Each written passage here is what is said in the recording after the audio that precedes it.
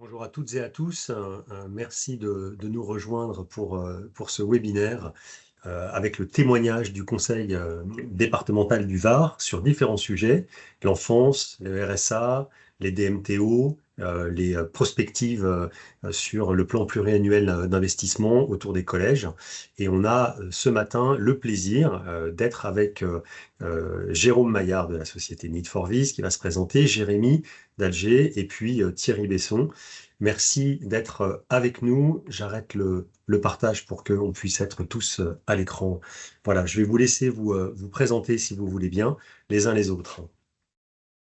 Je vais commencer. Donc, moi, je suis Ouais. Jérôme Maillard. Je prends la politesse à Thierry. Donc, Jérôme Maillard de la société Need for Vis et je suis cofondateur de la société. Et je vais vous présenter rapidement ce qu'on fait tout à l'heure. Je passe la main à Thierry.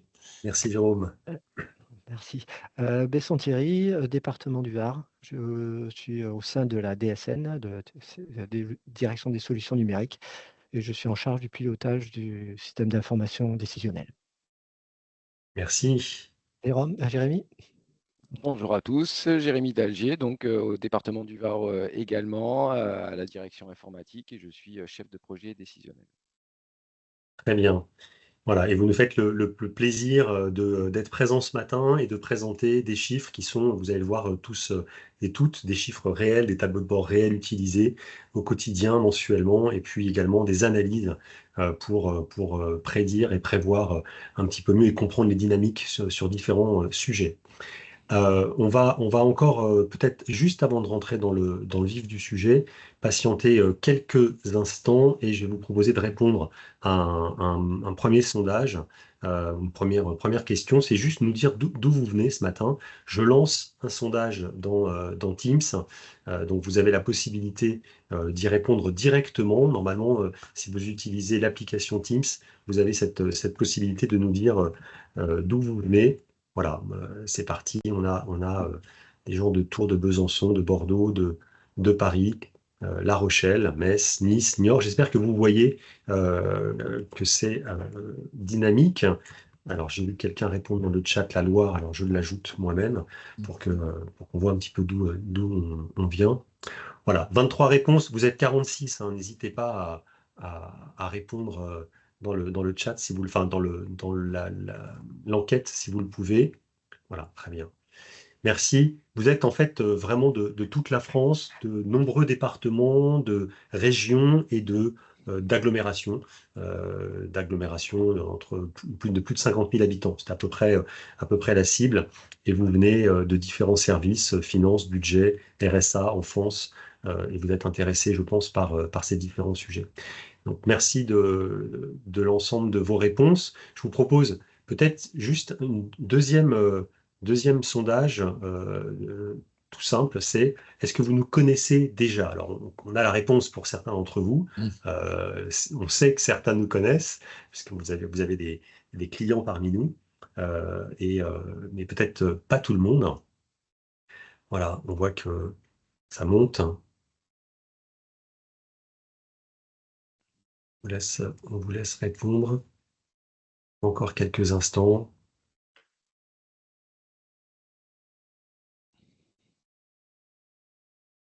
Je pense que vous avez... Alors, j'espère que vous voyez tous les sondages qui s'affichent sur l'écran. Je sais que ceux qui utilisent peut-être leur navigateur Internet ne les voient pas forcément. Mais voilà, 35 réponses, 26% à ne pas encore nous connaître. Donc, on espère avoir le plaisir de vous expliquer en détail et que vous permettre de comprendre ce que l'on fait et à quoi cela pourrait vous servir. Dernière enquête, dernière question, c'est au sein de votre organisation aujourd'hui, qu'est-ce que vous utilisez comme outil de BI? Alors, la question est au singulier, mais elle devrait être au pluriel. Quels outils de BI sont utilisés au sein de votre organisation aujourd'hui? Je vous laisse là aussi répondre à cette question. Donc, on voit les résultats qui sont là. Ce qu'on voit surtout, je pense, c'est qu'on a souvent des multi-solutions. Bien évidemment, si vous êtes là ce matin, majoritairement Business Object, évidemment, quelques-uns déjà avec N4V for Weby, et puis on voit évidemment du Qlik, du Power BI, du Tableau, du Digdash, qui sont représentés au sein de vos propres organisations. Merci pour l'ensemble de ces réponses qui nous sont très utiles pour mieux comprendre aussi comment vous fonctionnez. Et puis, sans plus attendre, on va passer à l'agenda et on va voir comment, dans le département du Var, N4V for Weby booste les rapports SAP Web Intelligence au quotidien. Donc l'agenda qui nous occupe aujourd'hui, c'est la présentation d'un premier rapport par Jérémy d'Alger, qui est un tableau de bord sur le suivi de l'enfance et des signalements préoccupants. Voilà, quels indicateurs ils ont choisis, comment est-ce qu'ils les mettent en musique, à la demande de qui ça a été produit, comment c'est consommé au sein du département. Ça, c'est des questions auxquelles Jérémy va répondre. Deuxième exemple, le tableau de bord du suivi du RSA, et vous verrez avec un programme particulier dans le département du Var, avec la volonté de comprendre exactement l'impact de cette politique publique. Troisième tableau de bord, ça va être plutôt de la prospective, c'est se poser des questions sur un plan pluriannuel d'investissement et regarder comment est-ce qu'on peut répartir ces montants sur le territoire. Et là, on va intégrer de la cartographie et c'est Thierry Besson qui nous le présentera. Et puis on aura une petite surprise entre les deux, entre le RSA et les investissements. On vous fera une petite démonstration qui annonce un prochain webinaire et une prochaine fonctionnalité de notre solution. Et puis on terminera par l'analyse et la prédiction des DMTO, qui est un chantier qui a démarré et qui va surtout se poursuivre sur 2025. Et là, vous aurez un éclairage sur ce chantier-là. Mais on débute tout de suite avec la présentation très rapide de qui sommes-nous et que faisons-nous. Et je laisse Jérôme présenter cette partie. Voilà, je me permets de disparaître. Et voilà, donc normalement vous devriez voir mon écran apparaître, c'est bien ça? Ça marche. Ça marche. Donc, qui sommes-nous? Eh bien, nous sommes Need4Viz. Et pourquoi nous sommes là? Quelle est notre mission? Notre mission, ça va être de booster vos rapports SAP Webby avec notre solution qui s'appelle N4V for Webby. En quelques mots, que fait cette solution? Cette solution, c'est une solution 4 en 1.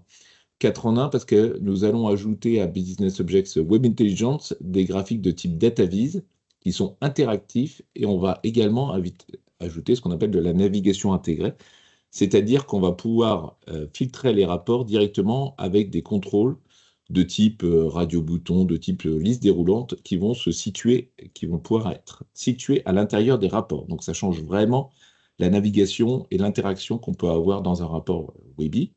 Ensuite, c'est une autre capacité de la solution, c'est de faire de la cartographie en ligne et en ligne pour une représentation illimitée, c'est-à-dire qu'on va être capable de représenter n'importe quel type de plan, enfin, ou plutôt tout type de plan ou de carte géographique. On va également être capable d'intégrer de l'analyse des données avec un data analyzer qui va vous permettre, tout en restant dans Webby, d'explorer vos données à l'aide d'un tableau croisé dynamique lié à une représentation graphique. Et tout cela facilement, j'ai même envie de dire plus facilement que dans Excel ou un outil d'analyse, parce que vous avez des fonctionnalités qui sont déjà prévues, notamment des précalculs qui se font avec un clic droit. On peut passer d'une somme à une moyenne, faire des calculs year to date, etc. très facilement. Et une capacité très importante de la solution, c'est d'exporter les rapports Webby à l'extérieur de Webby et de pouvoir les diffuser au format HTML, notamment sur des sites web, intranet, extranet, de pouvoir même vous les partager entre eux. Et tout cela, on va vous le montrer. Donc, dans toute la démonstration que vous allez avoir aujourd'hui, et c'est ce que le conseil départemental du Var a mis en place, et vous allez voir comment ça se met en musique. Donc, avec notre solution, vous allez vraiment pouvoir faire de Webby un outil central de votre organisation pour distribuer des tableaux de bord et monter de vrais tableaux de bord. C'est une solution qui est no-code, c'est-à-dire que vous n'avez pas une ligne de code à ajouter pour pouvoir faire fonctionner nos éléments. Nos éléments sont complètement intégrés à Webby. Comme vous pouvez faire une table, et ben vous avez des options sur ces tables-là. Nos composants, vous allez pouvoir les ajouter et jouer avec les options directement dans l'interface. C'est plug and play, c'est-à-dire que vous allez pouvoir déployer la solution facilement et vous êtes prêt à utiliser nos composants directement. En quelques mots, notre solution s'installe on considère que la première fois que vous allez l'installer sur un serveur, ça va vous prendre une demi-journée et vous n'avez pas besoin de relancer votre serveur, vous n'avez pas besoin de rebooter. Une fois que c'est installé, vous êtes prêt à jouer avec nos composants. Vous pouvez déjà prendre un tableau et le convertir en élément N4V, tout simplement. On va avoir aussi, on n'a pas besoin de conduite du changement. À partir du moment où les composants sont intégrés directement dans Webi, vous allez pouvoir utiliser ces composants directement dans vos rapports, même des rapports existants. Vous n'avez pas besoin de construire un nouveau document pour utiliser les composants. Ça va vous permettre de conserver votre existant et de pouvoir en tirer le meilleur parti. 4 raisons principales qui vont vous faire choisir notre solution. C'est rapide, comme je vous l'ai indiqué. Donc, vous allez pouvoir vraiment mettre en place rapidement des éléments N4V. C'est économique parce que vous n'avez pas besoin de faire l'acquisition d'un nouvel outil. Ça vient par-dessus votre solution Business Objects et ça ne requiert pas de formation, de nouveaux serveurs, etc. C'est puissant parce que vous allez pouvoir, comme je vous l'ai dit, intégrer tous ces nouveaux éléments, mais aussi distribuer l'information en dehors de Webi. Et c'est durable. On est dans des politiques, on fait très attention à tout ce qui est RSE. On veut faire attention à la planète et ne pas consommer de ressources excessives. À partir du moment où nous, on vient s'intégrer déjà dans un environnement existant, ben, vous n'avez pas besoin de ressources supplémentaires pour faire tourner la solution. Ce que je voudrais vous montrer rapidement, et n'hésitez pas à aller sur notre site, needforvis.com/fr, et il y a une petite map monde ici qui vous permet d'avoir le site en français si vous arrivez en anglais. Nos précédents webinaires que nous mettons à jour régulièrement ici, nous faisons un webinaire, nous le mettons à jour. N'hésitez pas à aller voir, il y a beaucoup d'informations sur ce que fait notre solution. Et la dernière petite chose que je voudrais vous montrer, c'est que vous pouvez accéder directement à des environnements de test en version 4.2 ou 4.3. Je vous ouvre la version 4.3 qui est la version la plus à jour de Business Objects aujourd'hui. Et vous pouvez aller naviguer dans les rapports qui sont mis à disposition. Donc là, je me trouve comme vous, dans les mêmes circonstances. Si vous faites la même opération, vous verrez exactement les mêmes choses. Et ça vous permet de voir tous les composants qu'on a à jour et même de pouvoir jouer avec certains d'entre eux. Voilà, j'en ai fini. Je repasse la main à Jean-Bernard, à Thierry et à Jérémy pour la suite et je vous remercie de votre attention.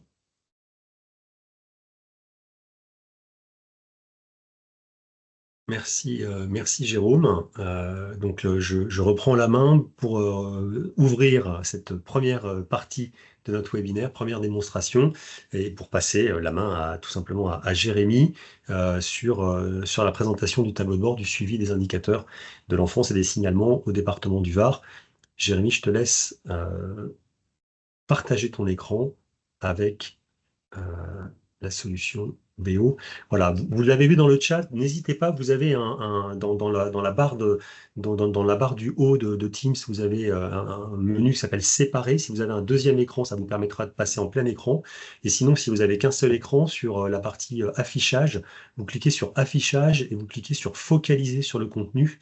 Et l'ensemble des petites icônes des personnes présentes disparaît et vous êtes vraiment en plein écran sur ce que l'on vous présente. C'est la meilleure manière de regarder ce webinaire.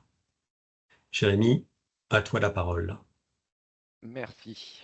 Donc voilà, je vais vous présenter pour commencer un tableau de bord de l'enfance qui est utilisé par la direction, par toute la direction de l'enfance et qui concerne tous les dispositifs de l'aide sociale à l'enfance, donc l'une des premières compétences dans les départements.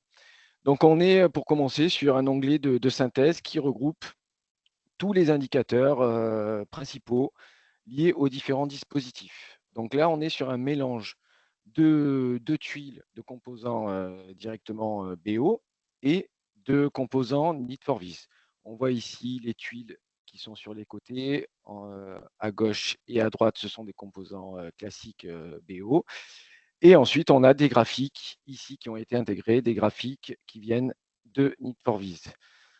On a principalement donc les mesures de placement pour commencer, tout ce qui concerne les mesures d'accueil, où on va voir ici, grâce à une timeline, l'évolution du nombre de personnes accueillies sur les 13 derniers mois glissants au sein du département. On a ensuite la partie orange. Ici, cela concerne, on fait un focus sur les mineurs non accompagnés, donc les MNA, où l'on va avoir à gauche une jauge qui va représenter l'indicateur pour le dernier mois d'études. Et ensuite, à côté, on retrouve la même timeline, mais seulement pour cet indicateur-là, où on voit l'évolution de cet indicateur. On a ensuite en bas à gauche tout ce qui concerne les mesures éducatives. Donc ça, ce sont des mesures qui sont mises en place pour accompagner les enfants en milieu ouvert. Ce sont des mesures qui sont soit décidées par un juge, soit décidées par un inspecteur de l'enfance. Et on voit toujours pareil l'évolution dans le temps de cet indicateur-là. On a ensuite les indicateurs sur les mesures financières qui sont accordées aux familles. Et ensuite, en bas à droite, tout ce qui concerne les signalements. Donc, on a le nombre d'informations entrantes et le nombre de mandats. Le nombre de mandats, c'est lorsque l'on n'a pas assez d'informations sur la famille, on va demander à un travailleur social d'aller faire une enquête sur le terrain, d'aller rencontrer la famille pour voir les problématiques et mieux comprendre les situations. Je vous parle plus précisément des signalements, justement, pour en venir au dernier onglet. Je ne vais pas vous dérouler tous les onglets, mais qui concerne particulièrement ce dispositif-là, donc les informations entrantes. On a, je ne sais pas si vous avez vu sur le premier rapport, mais on a intégré dans chacun des onglets un petit composant Need4Viz qui permet directement de passer en plein écran. Et on peut même agrandir. Donc, on l'a intégré sur chacun des rapports et ça permet de visualiser seulement la page BO. Donc, on a ce rapport qui détaille un petit peu plus le dispositif des signalements. On a ici le nombre d'enfants concernés par une info entrante sur l'année 2024. Donc là, en haut, ce sont des tuiles BO, toutes simples.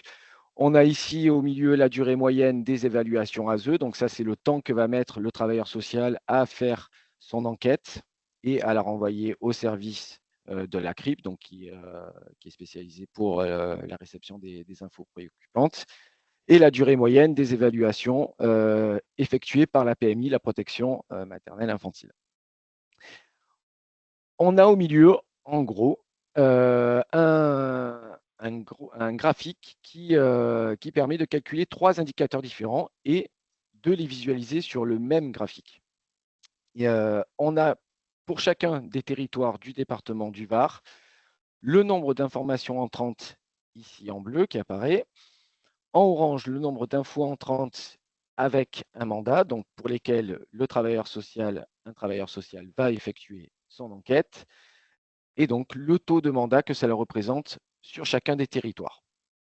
Pourquoi ce graphique est intéressant? Tout simplement parce que très vite, on peut voir que sur un milieu urbain comme l'UTS Toulon, l'unité territoriale sociale de Toulon, on voit qu'il y a beaucoup d'informations entrantes comparées aux autres territoires.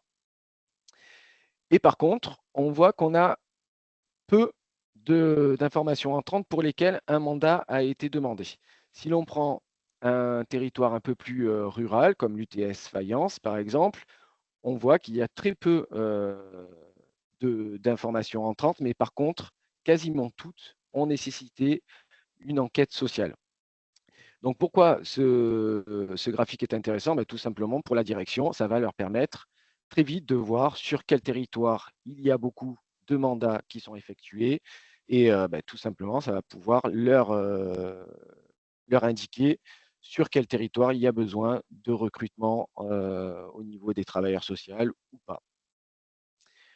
Voilà pour ce premier document de l'enfance. Merci, merci Jérémy. Alors peut-être nous redire un petit point de détail. Ça c'est un rapport qui est à l'initiative, qui est à la demande de qui est consommé de quelle manière et au-delà de l'intérêt pour le département d'affecter notamment les personnes concernées par les mandats. Mais c'est un tableau de bord qui est issu de quelle demande? Alors, c'est une demande directe de la direction de l'enfance. C'est utilisé de façon mensuelle. Tous les mois, on l'actualise, ils y ont accès et le DGA du social y a également accès. Mais c'est surtout utilisé par la direction pour pouvoir piloter leur politique. D'accord, très bien. Voilà. Donc on a vu, alors ce qui est intéressant dans ce qu'on a vu d'un point de vue juste peut-être technique, c'est qu'on a vu qu'on pouvait mélanger des éléments qui sont issus de Business Object. Donc par exemple, les tuiles qui sont présentées ici sont des tuiles BO purement. Et puis vous avez vu des graphiques timeline, jauge, il y avait une jauge liquide, il y avait des jauges picturales. Vous ne l'avez pas vu dans le tableau croisé dynamique, mais si vous, la présentation de Jérémy, mais si vous voulez aller un peu plus loin, il sera un plaisir de vous présenter le tableau croisé dynamique qui a été utilisé sur l'un des onglets et on a vu un drill bar. Sans dévoiler toutes les réponses aux questions que vous pouvez poser dans le chat dès maintenant, il y a une question qui est quelle est la différence entre les graphiques Need for Viz et ceux déjà présents dans Business Object? Dans Business Object, tout est statique, dans Need for Viz, tout est dynamique. On peut masquer, afficher, on peut driller surtout, on peut forer, on peut descendre dans des dimensions. Et c'est ce que vous allez voir sur notamment un deuxième exemple qui est le tableau de bord de suivi du taux de sortie du RSA qui est utilisé là aussi mensuellement et qui a été réalisé également au département par Jérémy. Jérémy, je te laisse repartager ton écran Oui, avec ce suivi. voilà. Je reprends la main.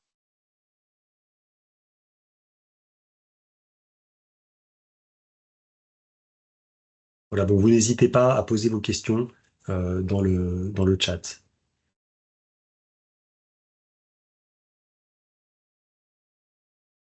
Jérémy, tu es avec nous?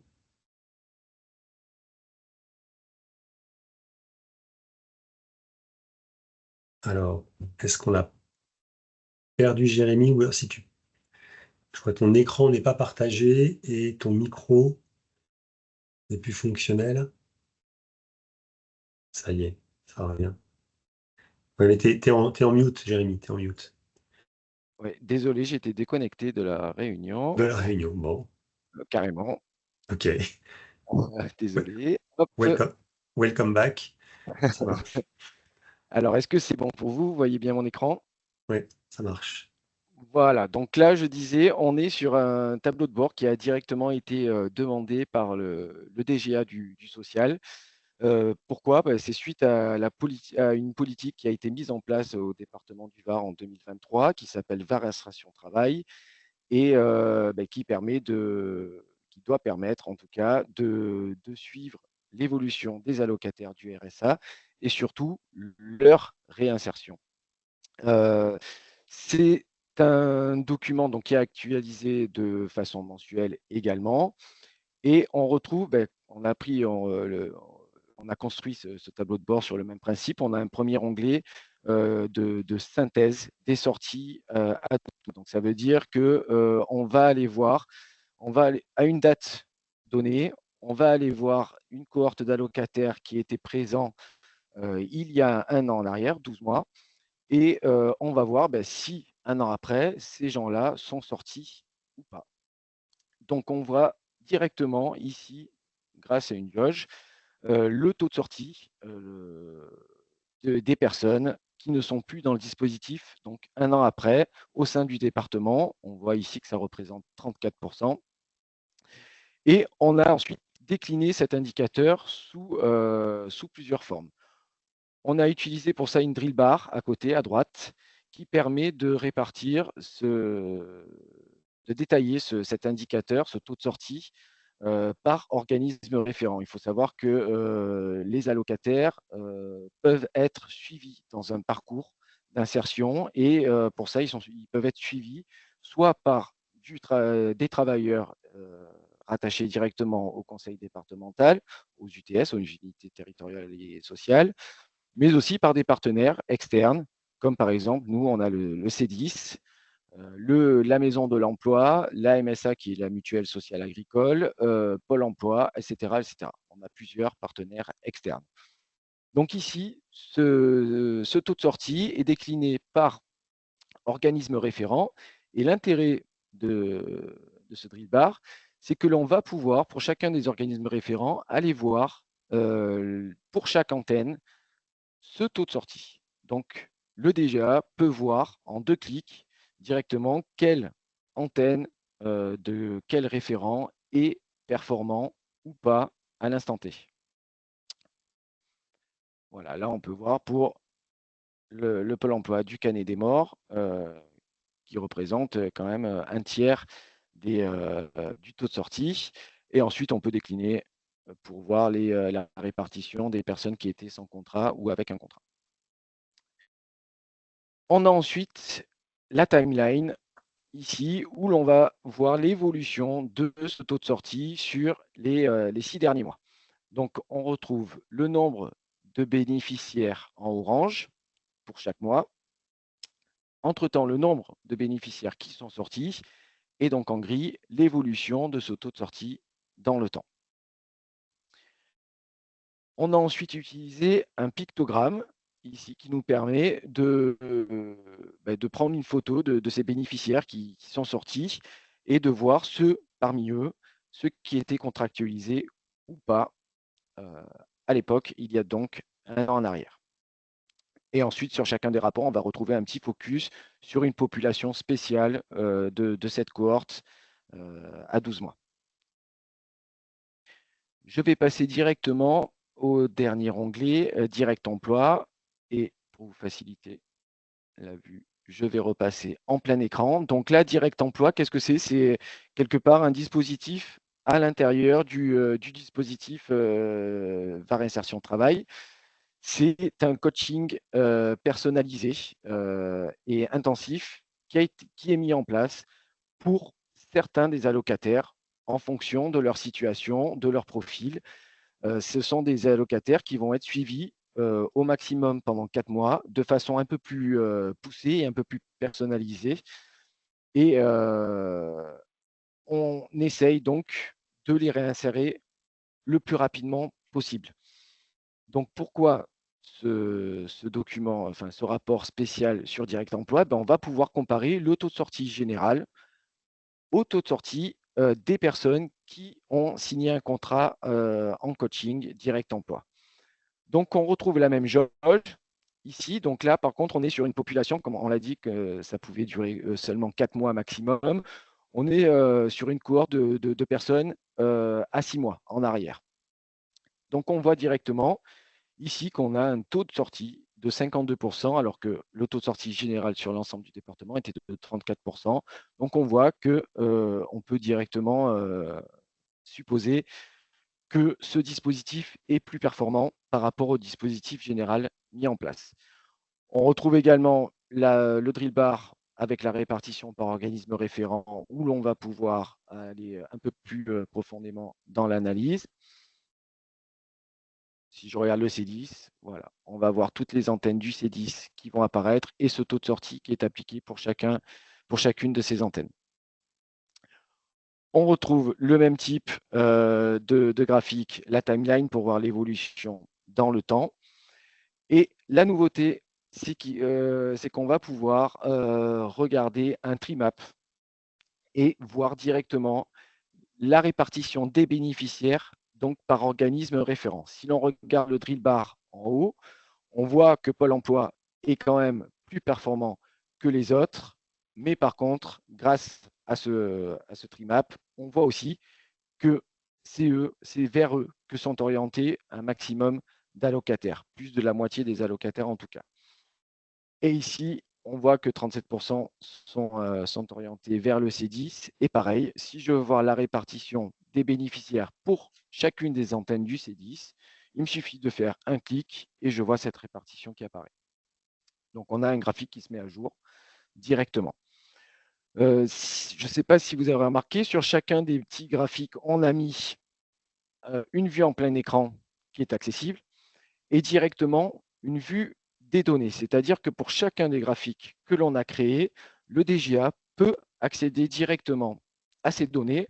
Alors, il faut savoir que nous, on a une DGA sociale qui s'intéresse un petit peu à l'informatique, ce qui n'est pas le cas de tout le monde. Et il aime bien, voilà, il aime bien avoir ces données, lui, les récupérer, les exporter sous format Excel, et pour ensuite les retravailler à sa façon et pour pouvoir voir directement avec la direction de l'insertion qui gère le RSA au sein du département, de traiter ces listes ou ces données ou de les analyser un peu plus profondément.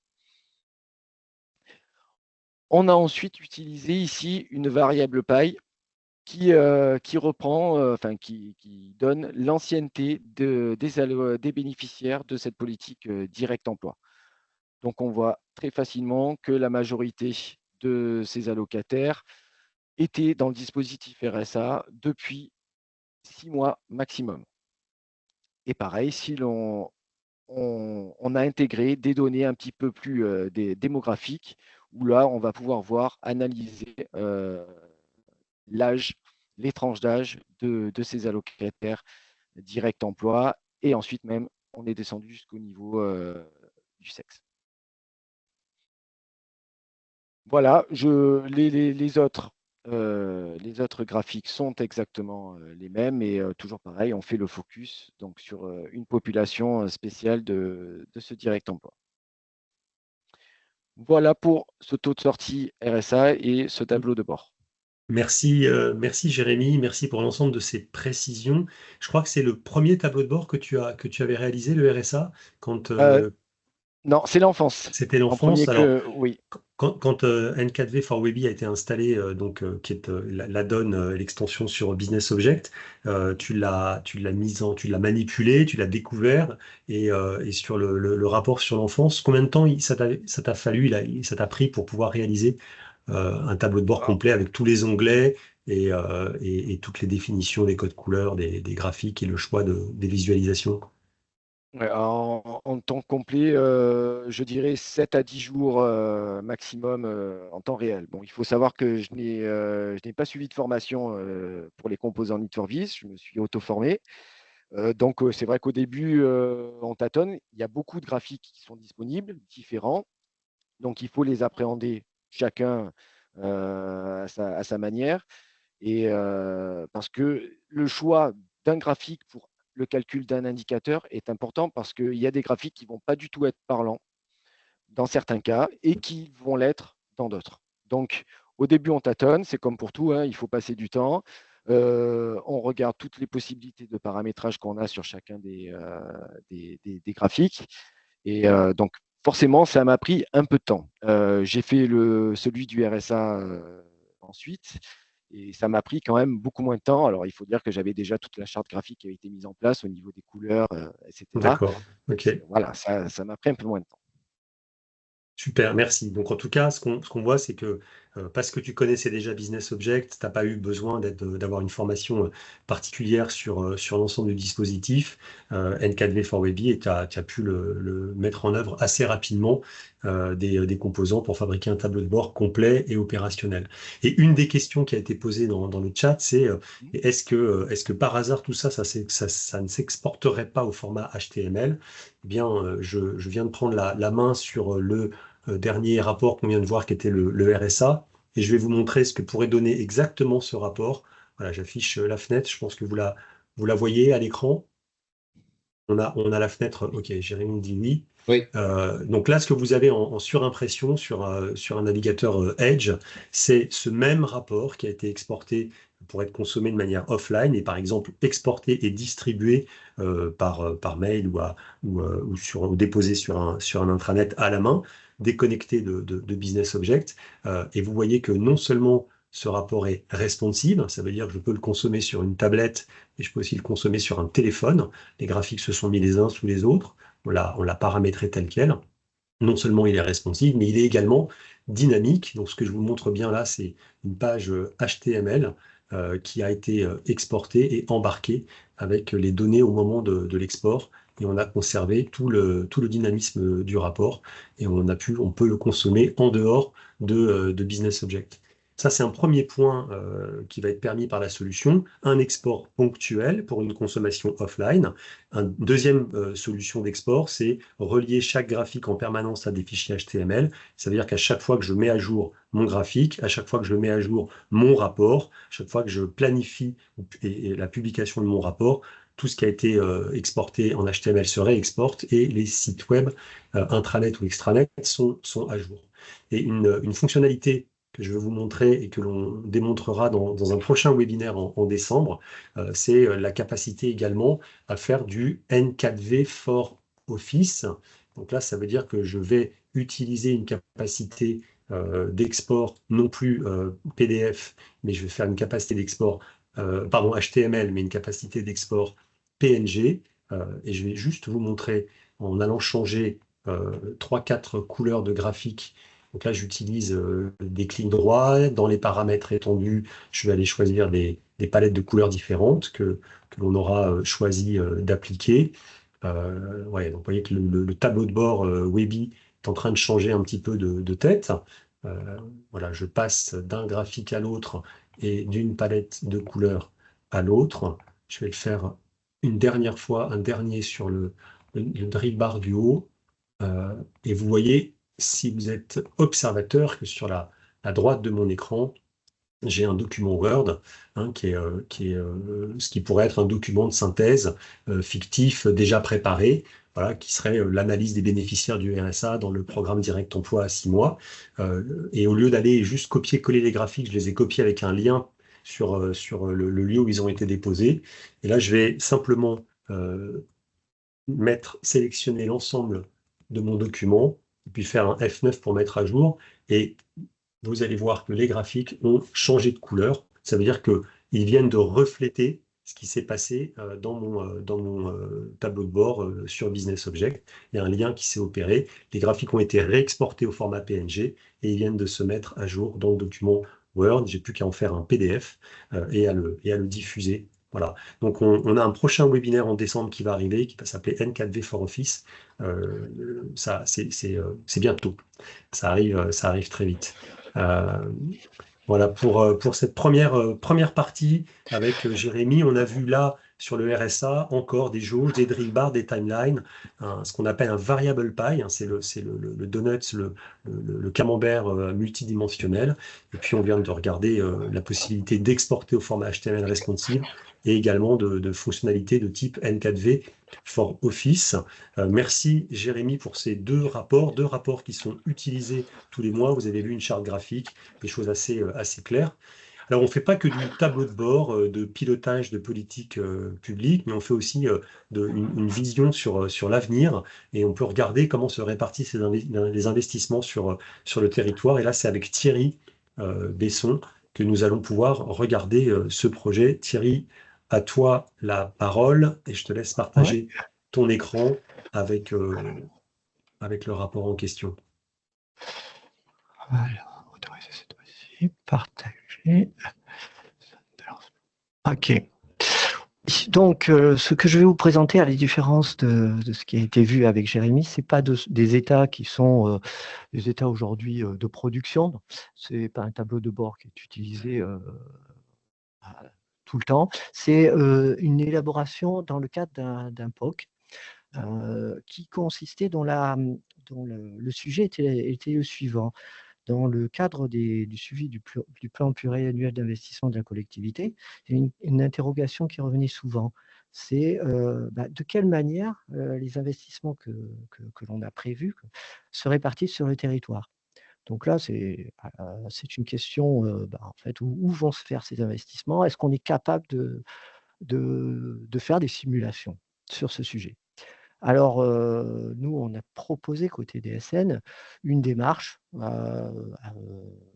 qui devrait aboutir avec un POC, c'est ce que je vais vous présenter. Et ça consistait essentiellement à un travail, un travail important sur les données pour élaborer ces règles de répartition des montants financiers qui sont planifier au niveau de notre gestion financière au travers de programmes et d'opérations. Donc, cette démarche, elle a été faite sur un domaine pilote, les collèges, pas sur l'intégralité d'ailleurs des opérations de ce domaine, mais sur une grande partie qui concernait les bâtiments essentiellement, la direction des bâtiments. Et c'est cette maquette que je vais vous montrer, surtout pour illustrer l'utilisation des composants de type GeoMap, puisque c'était le sujet.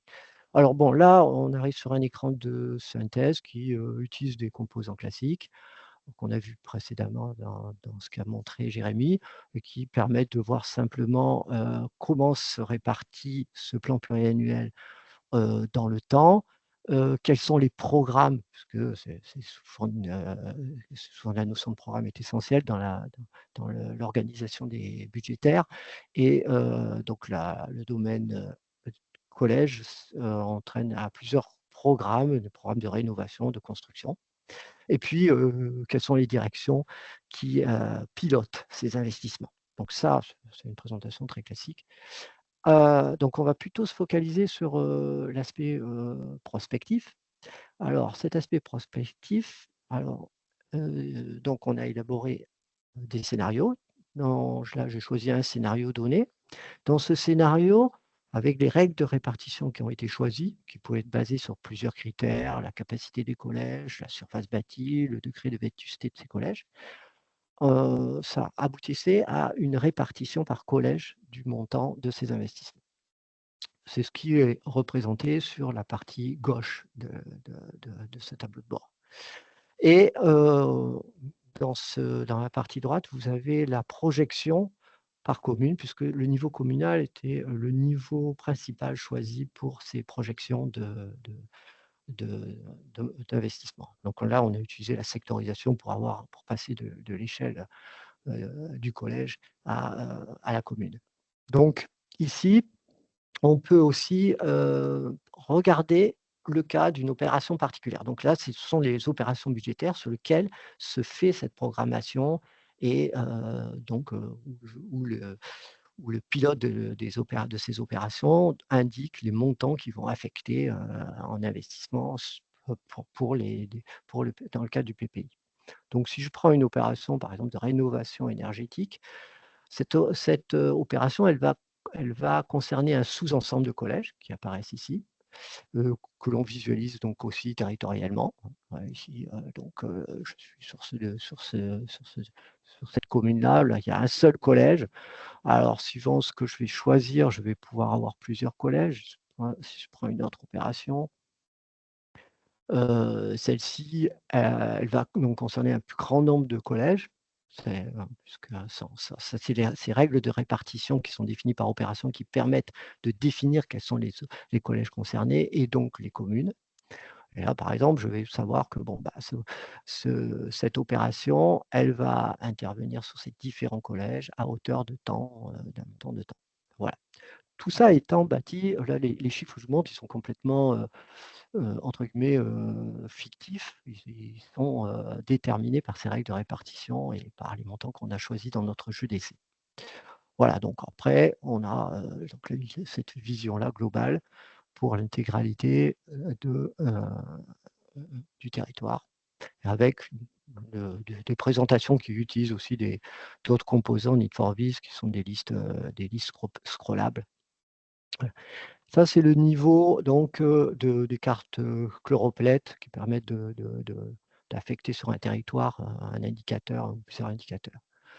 On a aussi là une vue au niveau des collèges eux-mêmes. C'est-à-dire que là, ce que je vais avoir, c'est par rapport à la localisation précise des collèges, eh ben, sur l'investissement qui est prévu, la répartition des différentes opérations qui sont faites sur ces collèges-là.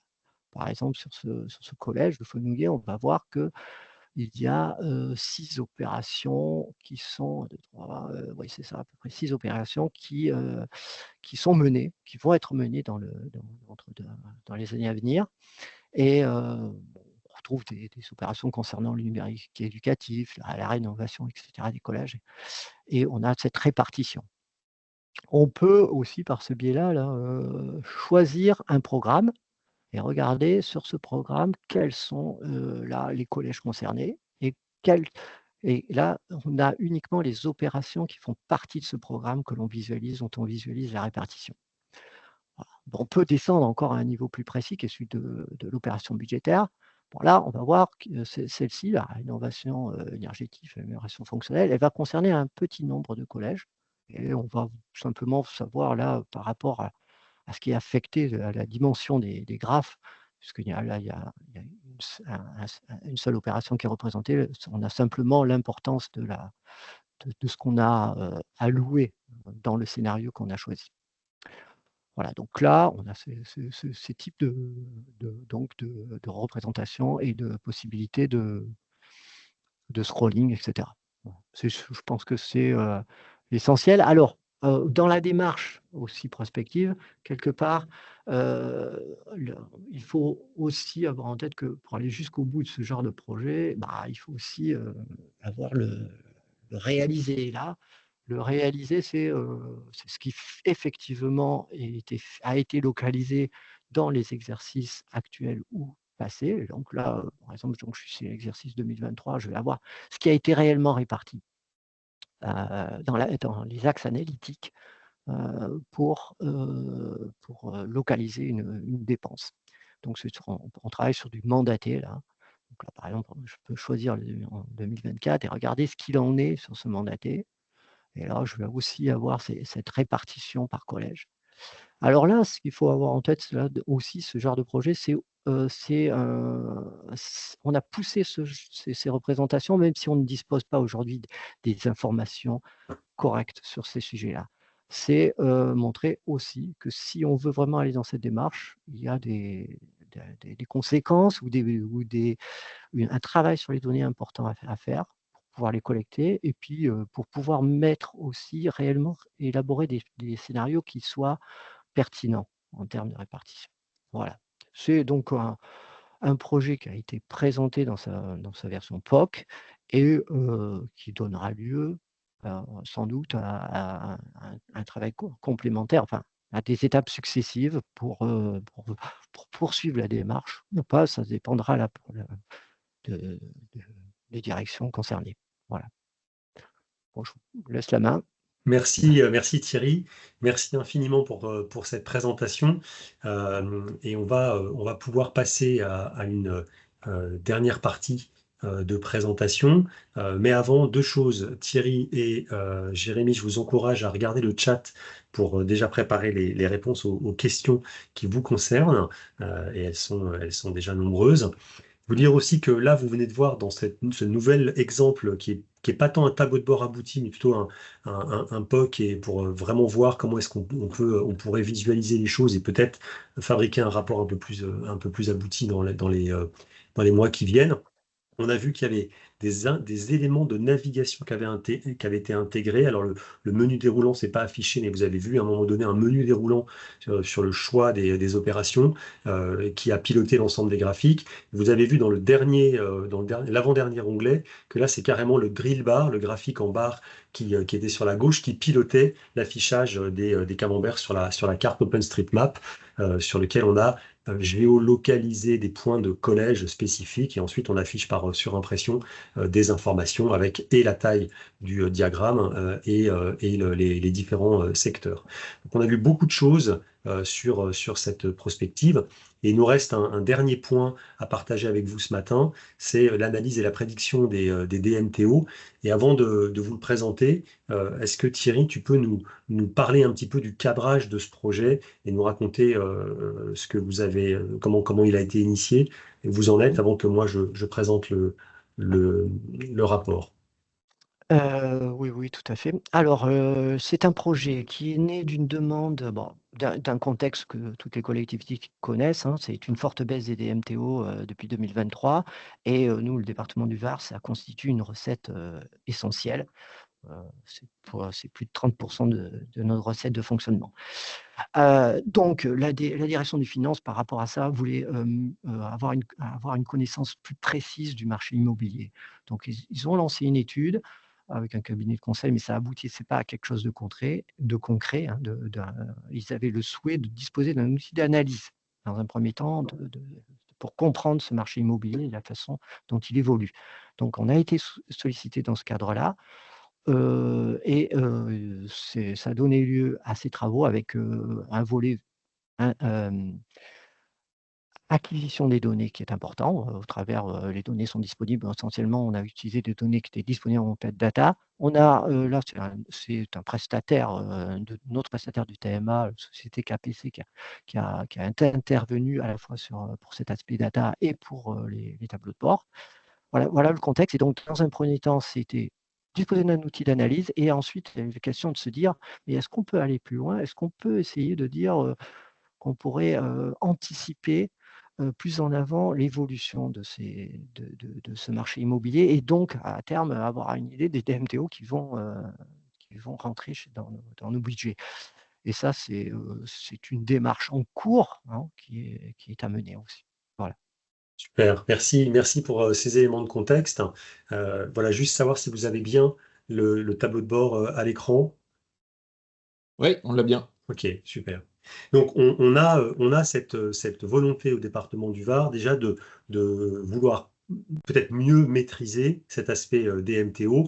Et le premier point, comme l'a dit Thierry, c'est est-ce que les données mises à disposition par le gouvernement sur le fichier, sur les sites centraux, la data.gouv.fr, est-ce qu'on peut en faire quelque chose, sachant qu'ils sont quand même avec des informations un peu agrégées avec des problématiques de timing et de précision des données? Est-ce qu'on peut retrouver nos petits? Est-ce qu'on peut reconnaître notre marché? Et donc, du coup, est-ce qu'une fois qu'on est bien d'accord que ces données-là vont nous permettre de bien retrouver notre dynamique de territoire, est-ce qu'à partir de là, on va pouvoir trouver des facteurs exogènes et travailler à de la prédiction? Donc, c'est tout l'objet de ce rapport.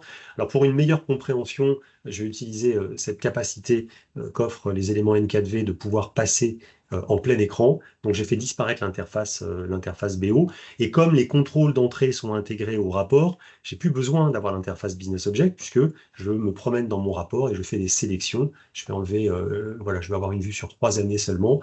Je vais enlever mes années 2019 et 2020 et je vais afficher uniquement que les 3 années qui m'intéressent. Alors, je vais peut-être revenir en arrière quand même avec 2020 parce qu'il y a une dynamique de territoire qui est intéressante. 2020, c'était la Covid. On avait quand même perdu pas mal de transactions. Le marché immobilier s'était contracté et on voit que c'était reparti en 2021, 2022 et on voit qu'à nouveau ça rebaisse en 2023.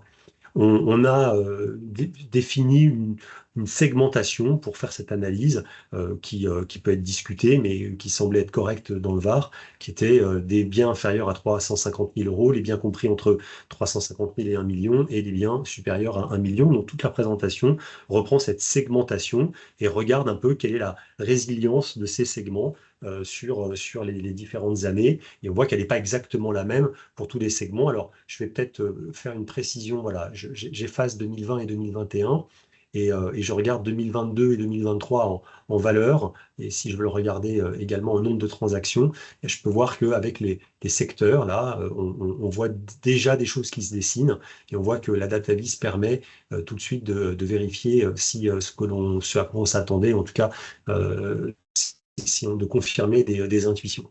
Et on voit que les marchés, les segments ne sont pas résilients de la même manière. Je vais m'intéresser là juste sur le cas des segments du segment à plus de 1 million d'euros.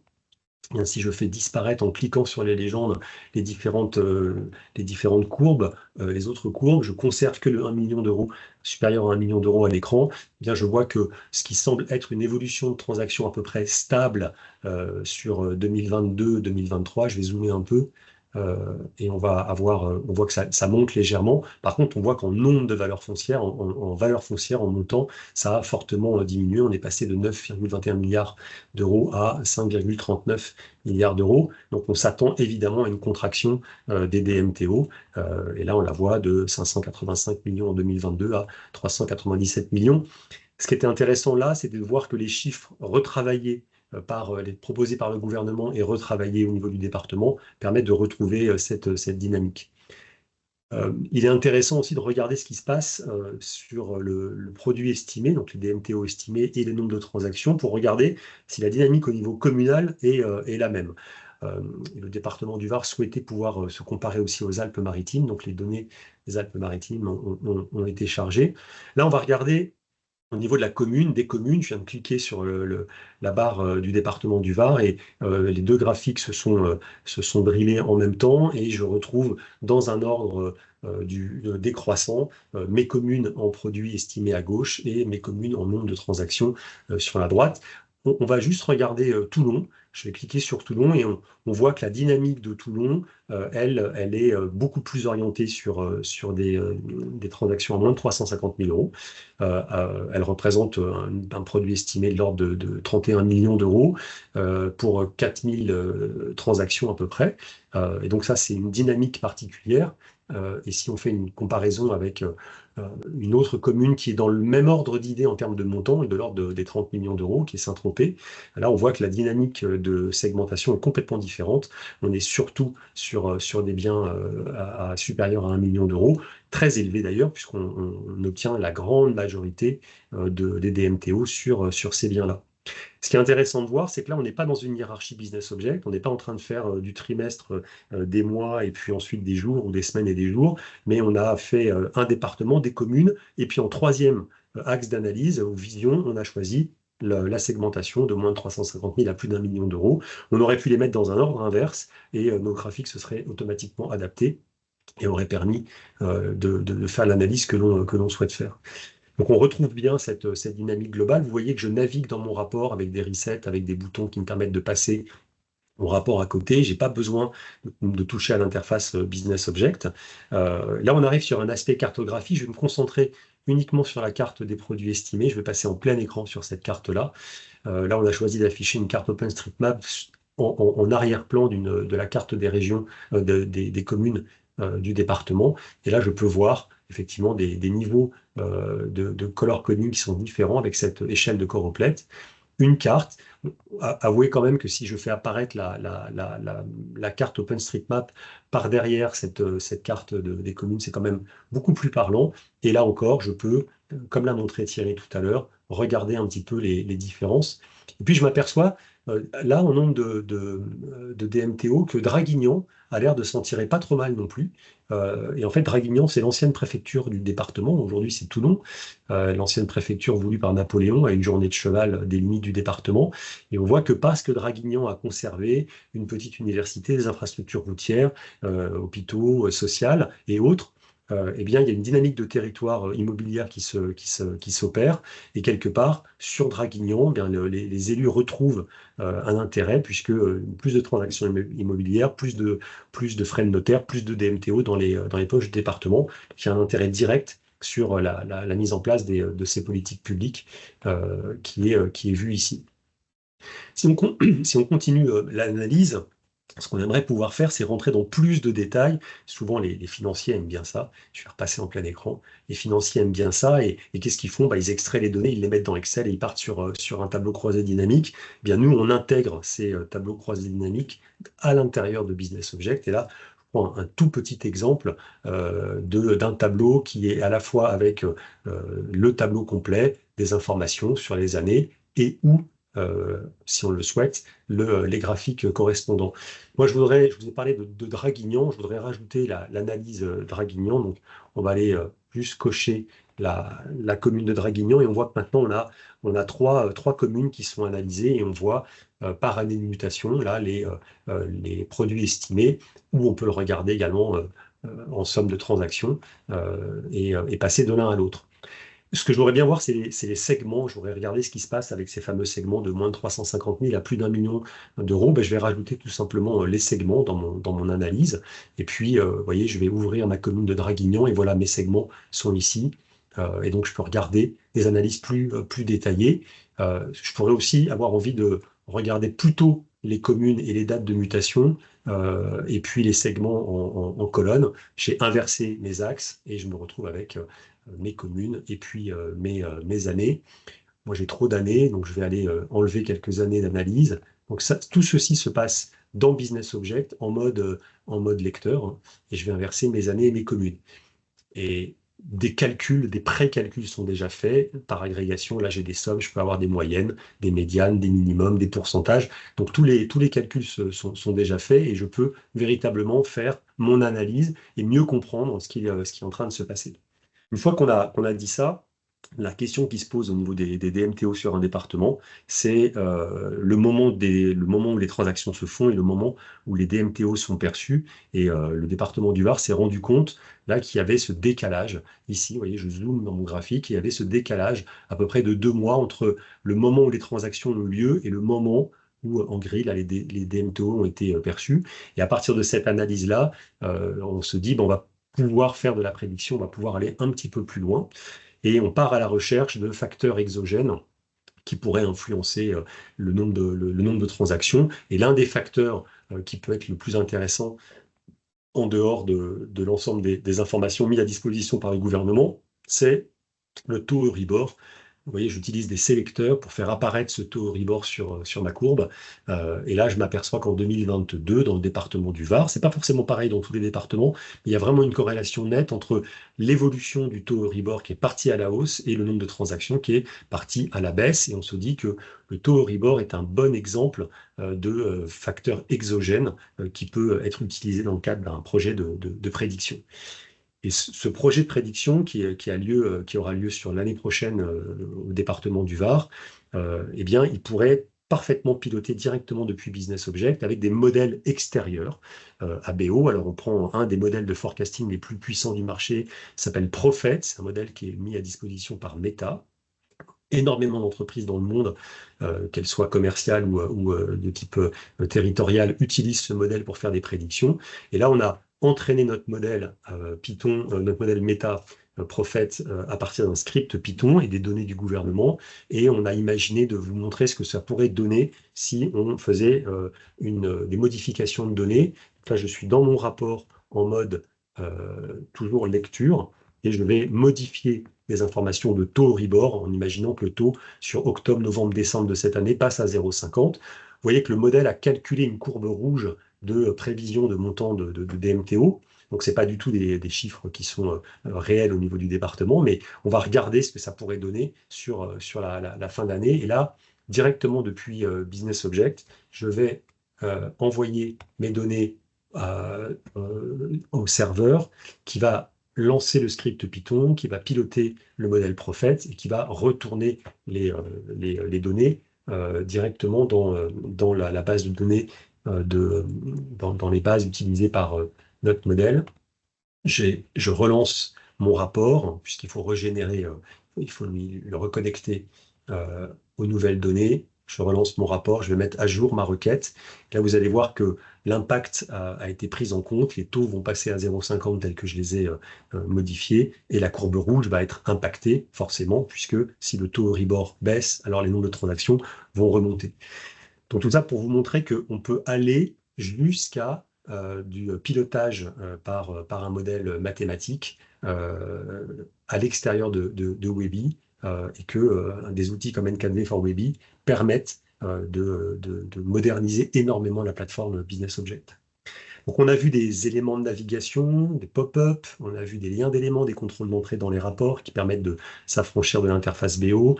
On a vu des composants qu'on n'avait pas encore vus ce matin, qui étaient tels que le disque solaire ou un multi-chart, des drill bars, des cartes offline, des web map lines, des timelines, un data analyzer qui permet vraiment de faire du tableau croisé dynamique multidimensionnel, une capacité à écrire en base, on va dire, depuis Webby, et puis la capacité aussi de lancer un script type Python sur un modèle externe et de récupérer les données.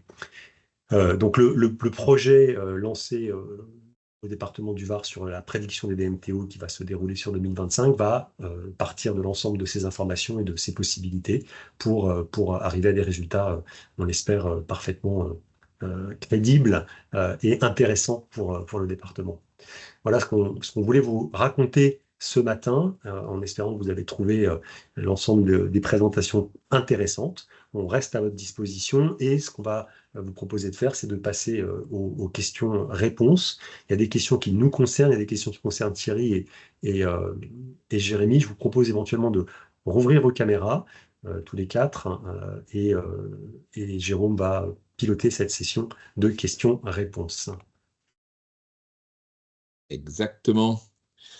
Eh bien, écoutez, merci pour vos nombreuses questions. Je vous propose de commencer par les questions auxquelles on n'a pas pu répondre. Donc, une grande majorité des questions ont été répondues. Il y en a pour lesquelles on n'est pas en mesure d'avoir les réponses. Et donc, Jérémy et Thierry, pouvez-vous nous dire si les données sont issues de Solis? Donc, je pense que c'était pour le premier Ouais, c'était rapport. pour l'enfance et le RSA. Non, alors Oui. c'est pas issu de Solis, c'est issu de Genesis. C'est le principal outil dédié au social que l'on utilise au département du Var. Mais on a d'autres tableaux de bord qui utilisent des données issues de Horus, par exemple, voilà, pour tout ce qui concerne la PMI. Merci. De toute façon, je pense qu'à partir du moment où les fournisseurs de solutions permettent, via un univers, de récupérer les données, d'où qu'elles viennent, on est capable de construire les mêmes rapports. Juste, c'est juste la capacité à votre fournisseur de vous mettre à disposition un univers. Et une fois que les données sont accessibles via un univers, elles sont dans BO. Et là, vous pouvez construire exactement le même rapport que ce qui a été fait par Jérémy et Thierry. Concernant le VAR, a-t-il réalisé des travaux de nettoyage des bases de données au préalable? Alors, pas forcément de nettoyage spécifique, mais alors je vais un peu répondre aussi à la question d'après. Pour les deux, l'enfance et le RSA, on a créé un data mart spécial, un pour l'enfance et un pour le RSA, par rapport aux besoins qui avaient été énoncés. Donc, il faut savoir que c'était sous forme de projet. Celui de l'enfance a pris pas mal de temps parce qu'il y avait plus d'une centaine d'indicateurs à créer. Et donc, on a travaillé également, on a profité de ça pour faire du travail sur la qualité des données. On a créé des rapports spéciaux pour que l'enfance puisse mettre à jour des données qui étaient erronées, mal saisies dans l'application Genesis. Donc voilà, on a créé des data marts spéciaux, mais on aurait pu très bien faire ça, faire le même type de tableau de bord sur l'infocentre général qui existe déjà au sein du département, issu de Genesis aussi. D'accord. Et du coup, vous avez créé un data mart pour des questions de performance, pour calculer les indicateurs? Ouais, C'était ça, ouais, hein? c'est ça. Pour faire un pré-calcul et oui, niveau performance, c'est clair qu'on a été gagnant sur le coup. Oui. D'accord. Merci, Jérémy. Donc, la prochaine question d'Anaïs Bardon. Qui a géré ces tableaux de bord dans le VAR, un service dédié ou des personnes métiers de chaque direction? Était-ce en étroite collaboration? Alors non, c'est nous. Directement. On est un peu prévu pour ça. Alors, on a travaillé, on est en collaboration avec soit la direction de l'enfance, soit le DGA du social, soit Thierry avec la direction des finances aussi pour les DMTO, je pense. Mais pourquoi c'est nous qui avons travaillé dessus? Parce que c'est nous qui maîtrisons le mieux BO. On a quelques directions, notamment au niveau du social, où il y a des personnes dédiées aux indicateurs qui connaissent un petit peu BO, mais qui viennent seulement d'être formés ces derniers temps. Donc, ils n'ont pas la même ancienneté que nous au niveau expérience et compétences sur BO. Et surtout au niveau des composants de Need4Viz, voilà, on est les seuls, j'ai envie de dire, avec Thierry et moi, à avoir les compétences sur ça. Quand tu dis nous, Jérémy, Thierry, c'est la direction des services numériques, c'est une direction de c'est qui? C'est C'est qui, nous, vous? c'est Oui, mais nous tous les deux. il y a, l'idée aussi de ces tableaux de bord, c'est de permettre à des utilisateurs qui ne sont pas des utilisateurs forcément requêteurs d'avoir des possibilités interactives. Après, il y a dans les directions des gens qui maîtrisent BO au sens de faire des requêtes assez classiques. Après, réaliser des tableaux de bord, quand même, c'est un peu différent comme façon d'aborder la chose. Donc souvent, ça se fait quand même effectivement aujourd'hui au sein de la DSN. Ceci dit, ça n'empêche pas que des directions pourraient au moins, dans la logique d'utiliser des composants Need4Viz. Après, si vous avez vu les tableaux de bord de Jérémy, ils sont plus orientés ils sont vraiment orientés tableau de bord avec une approche quand même de simplicité globale, etc., d'accès. Ceux que j'ai présentés, eux, ils étaient beaucoup moins, ils mélangent les deux, ils mélangent des composants plus classiques, ils sont moins orientés tableau de bord. Voilà. Mais ce que je veux dire, c'est qu'on va quand même pousser à un moment donné à ce que, surtout dans les directions qui utilisent BO aujourd'hui en tant que requêteur, la direction de l'aide sociale à l'adulte, par exemple, où ils ont 2 personnes qui font du BO, à ce qu'ils utilisent ces composants pour aussi ce qu'ils réalisent et remontent à leur directeur. Voilà. Et idem aux finances. Hein, où il y a... Juste une petite... Vous êtes plutôt DSI ou plutôt pilotage, Jérémy et Thierry? Des questions qui tombent. Alors, quelle est la distinction entre les deux? Hiérarchiquement, on est DSI. On est DSI. Ouais. Et effectivement, il n'y a pas aujourd'hui au sein de la collectivité vraiment de cellules data un petit peu autour de la direction générale qui piloterait l'aspect métier. C'est quelque chose qui manque d'ailleurs pour vraiment certains aspects de la démarche data, quoi. Okay. Il y a une autre question, merci Thierry, qui demande si les règles métiers transmises et validées l'ont été côté métier. Est-ce que... Oui, on a fait le ça métier en a bien validé ce que vous avez collaboration. fait.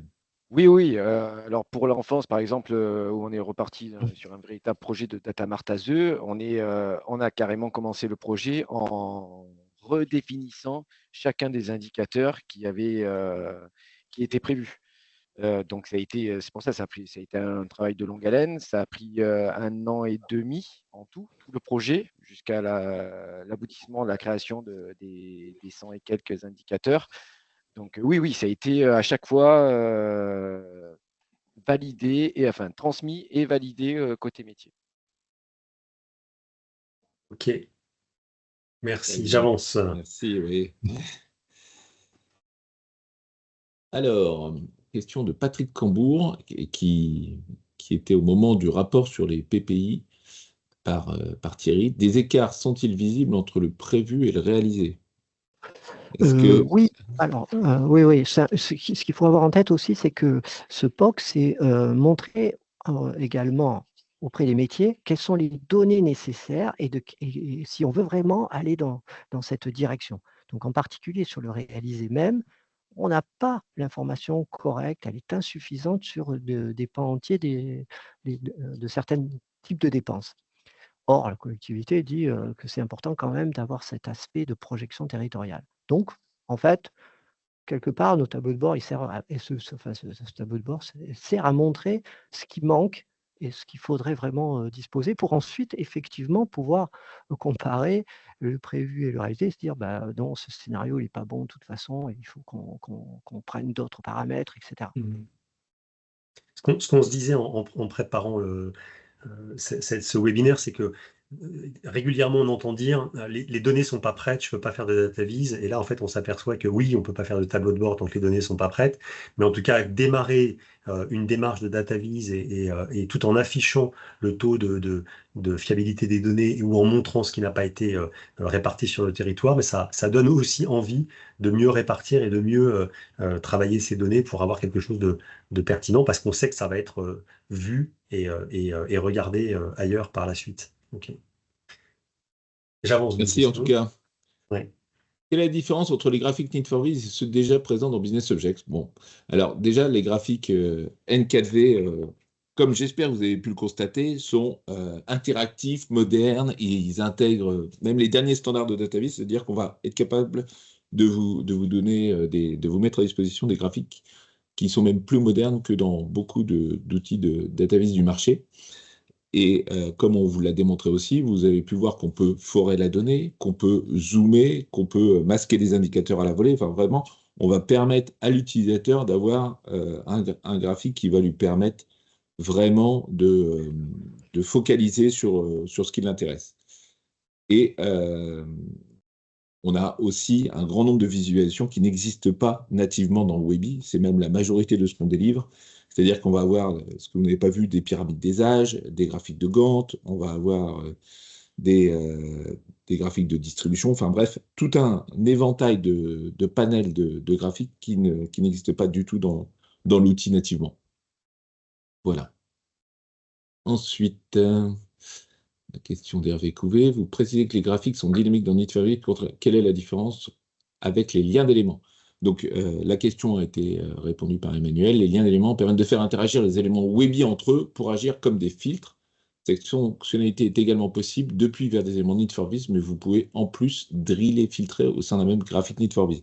Avec les capacités qu'on met à disposition, lorsque vous forez la donnée, eh ben, le graphique, lorsqu'il y a un lien d'éléments, le graphique avec lequel il est en lien va lui-même pouvoir, l'élément, ça peut être un tableau, ça peut être un graphique, l'élément va lui-même être filtré en fonction du niveau dans lequel vous le trouvez. Donc c'est vraiment des capacités d'analyse bien étendues. C'est ce qu'on a vu sur cet exemple-là, montré par Thierry. Le graphique de gauche, c'est un drill bar dans lequel on peut descendre et forer. Et à chaque fois qu'on cliquait sur une barre, ça mettait à jour la carte et ça visualisait des informations différentes sur la carte. Voilà.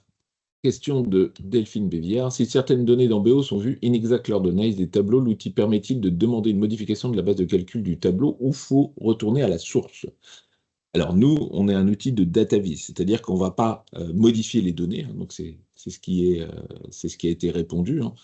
Ce que je souhaiterais juste mettre en avant, c'est que ce que vous a montré Jean-Bernard avec la simulation lors de l'envoi du script qui va permettre de faire de la prédiction, on a changé 3 valeurs sur les taux Euribor. Et ben, typiquement, ça c'est une fonctionnalité qu'on met à disposition qui vous permet d'aller écrire en base ou dans un fichier avec nos composants. Et ça, ce n'est possible qu'avec notre élément, Data Analyzer, qui permet aussi de faire ça. Donc ça peut être intéressant pour des petites retouches. Une autre question de Delphine. De Delphine à nouveau. Est-il possible d'exporter les graphiques dynamiquement avec le même rendu animation dans une page web? Alors, quand la question a été posée, il n'y avait pas eu la démonstration de l'export HTML. Donc là, j'espère que vous avez pu voir comment comment on avait une réplication identique du rapport Webby, mais au format HTML, et qu'on peut distribuer, là encore, en dehors de Webby, et même se le partager entre utilisateurs. Voilà. C'est une grosse capacité de la solution, il faut vraiment bien garder ça en tête. Alors, sur le N4V for Office, ça nécessite quelle version d'Office? Question de David. Donc, on fonctionne avec toutes les versions Office 365, qu'elles soient installées en local ou en version web. À voir en détail dans la première quinzaine de décembre. Vous voilà, aurez prochain webinaire. Rapidement sur un prochain webinaire qui va détailler l'ensemble de ces fonctionnalités. Alors, un certain nombre de questions sur toute la cartographie. Quelles cartes utilisez-vous? Sont-elles livrées de base dans N4V? Donc, dans N4V, on est une société française, comme on vous l'a dit tout au départ, et on va livrer un ensemble de cartographies. Les cartographies de région, de département, jusqu'à la commune. Donc, à partir du moment où vous utilisez des découpages géographiques standards, vous avez les cartographies qui sont livrées jusqu'à ce niveau de granularité. Si vous voulez en savoir plus sur la cartographie, nous avons un webinaire sur le site web que je vous ai présenté tout à l'heure. Et là encore, une des capacités de notre solution, c'est de pouvoir intégrer de nouveaux plans ou cartes géographiques. Donc, si vous avez besoin de cartographier des secteurs qui ne sont pas des divisions administratives, vous allez pouvoir le faire. Si vous voulez cartographier une ville, vous allez pouvoir le faire, des quartiers, etc. On a tous les exemples dans le webinaire sur notre site web, mais n'hésitez pas à revenir vers nous, on sera ravis de vous montrer toutes les capacités. Oui. Un webinaire spécial cartographie qui a été fait il n'y a pas très longtemps, qui montre même des bâtiments cartographiés. Oui, donc là, on revient sur une des questions auxquelles on a répondu. Hein, à partir de quel logiciel du social sont issues les données? C'est Genesis, hein, si je ne dis pas de bêtises. Oui, c'est ça. Est-ce qu'on a encore d'autres questions? Est-ce qu'il y a d'autres questions qui sont arrivées entre-temps? Compare des tableaux gérants Donc le composant, alors on va les prendre à la volée. Donc le composant Data Analyzer permet de communiquer avec un script externe. Oui, c'est ça. Voilà. C'est exactement ça. Il faut ajouter la capacité des éléments de navigation comparés à des tableaux gérant des liens d'éléments. Euh, la capacité des éléments de navigation comparés à des C'est tableaux gérant des c'est- liens d'éléments. c'est plus une remarque, Oui, je je pense. crois que c'est ça. Ok. Pourriez-vous nous donner une fourchette de prix Euh, ou est-ce dépendant de nos sources? Alors, on va vous expliquer le modèle de pricing, hein. Donc, en fait, on a différentes offres qui sont Pro, Premium et Platinum. Donc, dans la Pro, vous avez tous les composants que vous avez vus, hormis le Data Analyzer, pour faire très simple. Dans la Premium, vous allez avoir tous les composants plus le Data Analyzer, plus des cartes personnalisées. Et dans la version Platinum, vous allez avoir plus de cartes personnalisées, vous allez avoir un connecteur SharePoint et vous allez avoir plus d'export HTML. Et en fonction de vos licences, eh bien, nous avons un calcul du coût de la licence. Donc, c'est de vos licences BO. de vos licences SAPBO. Ouais. Donc, en termes d'utilisateurs nommés, en termes d'utilisateurs concurrents, voilà. Et comme on l'a dit tout à l'heure, à partir du moment où on vient se rajouter à une solution existante, il y a le coût d'acquisition de notre solution, mais je pense et j'espère que vous avez pu voir comment ça a transformé ce que vous pouvez connaître de BO pour en faire un outil tout à fait moderne et compétitif avec beaucoup de solutions du marché, tout en conservant tout ce que vous avez déjà bâti dans Business Objects. Donc, euh, donc voilà, mais n'hésitez pas à revenir vers nous pour avoir une cotation plus précise. Oui. Cotation, démonstration adaptée à votre cas. Je pense qu'on a fait, le tour des questions. Oui, Et certaines ont été répondues, donc on ne voilà. va pas revenir sur toutes. Et, Enfin, il y en a eu beaucoup, et merci. oui, Ça montre oui. que le sujet vous a bien passionné. Et un grand merci à Jérémy et Thierry d'avoir partagé tout ce qu'ils ont pu faire avec notre solution jusqu'à maintenant. On va terminer avec une toute petite dernière question, si vous voulez bien. C'est peut-être pour nous avoir une idée et toujours vous proposer des webinaires toujours plus intéressants. C'est quelles parties ont été les plus intéressantes pour vous? Alors, c'est une question que je viens de lancer. Elle est à choix multiple, hein. Vous avez le droit de cocher toutes les cases. Est-ce que vous avez été plus particulièrement sensible en fonction de qui vous êtes aussi, d'où vous venez, et ce que vous faites comme métier, au RSA, à l'enfance, au PPI collège, je l'ai appelé comme ça, ou des MTO. Alors moi, pour ma part, je vais cocher les quatre, voilà, j'ai trouvé que tout était très intéressant. Ouais, Voilà, très bien. Voilà, vous êtes encore plus de 50 connectés, donc vraiment, si vous avez la gentillesse de répondre à cette question et ce sera sympathique. Ou alors peut-être déjà, certains sont déjà partis déjeuner. Voilà, très mm, bien. Donc, ce que vous avez vu, c'est, je pense, cette capacité d'avoir un outil BO qui existe déjà dans vos affaires, dans vos organisations, qui est performant, qui est robuste, qui a des univers, voilà, dans la plupart des cas, qui permet de publier, de planifier, de diffuser, mais qui ne permet pas de faire vraiment de la data visualisation et des vrais tableaux de bord interactifs. En rajoutant cette couche N4V for Webby, vous transformez complètement l'expérience. Vous allez jusqu'à des exports HTML, vous allez jusqu'à du Live Office, vous allez jusqu'à du pilotage de script Python, mais vous allez aussi sur des choses extrêmement simples comme reprendre un rapport existant aujourd'hui, le transformer votre table paginée en table scrollable, intégrer un lien, un contrôle d'entrée qui est intégré au rapport, et sans avoir besoin de tout casser et de repartir à zéro, vous pouvez intégrer petit à petit un élément N4V for Webby par-ci, par-là, et tout doucement transformer votre usage de BO en un usage très orienté dashboard. Voilà. Merci beaucoup pour vos réponses et pour l'ensemble. Alors, Jérémy, c'est l'enfance qui a remporté la ouais, palme. Voilà, le RSA et puis des MTO PPI Collège. Ce que j'ai trouvé très intéressant, moi, personnellement, sur l'enfance, c'est un sujet qui est très important, très sensible également. Merci d'avoir partagé ces chiffres avec nous, qui sont des chiffres, voilà, pas simples. Derrière tous ces chiffres, il y a des réalités humaines. Et vous avez fait un excellent travail autour de ces chiffres-là. Voilà, je sais pas si on est capable d'avoir un système qui permet d'applaudir, mais voilà, ouais. si je pouvais, j'aurais vous applaudir Thierry et Jérémy. Donc, Exactement, bravo. il y a des fois, ah oui, on peut le faire, React, on peut faire ça, il y a une Ouais. réaction. Voilà, j'ai trouvé où c'était. Ouais. Donc moi, je vous applaudis, je vous dis merci infiniment. Et puis, je propose à chaque personne intéressée de nous contacter, tout simplement. Ce sera un plaisir de refaire des démonstrations, de vous expliquer, de comprendre. Et puis, si vous avez envie de rentrer en contact avec Jérémy ou Thierry particulièrement, je pense qu'ils seront très heureux d'échanger avec vous. Voilà. Sans problème. Ouais, pas de problème. Merci à vous. Merci. Merci. Très bonne fin de Merci. journée. À très bientôt pour nos prochains webinaires. Au revoir. Ok. Au revoir. Au revoir.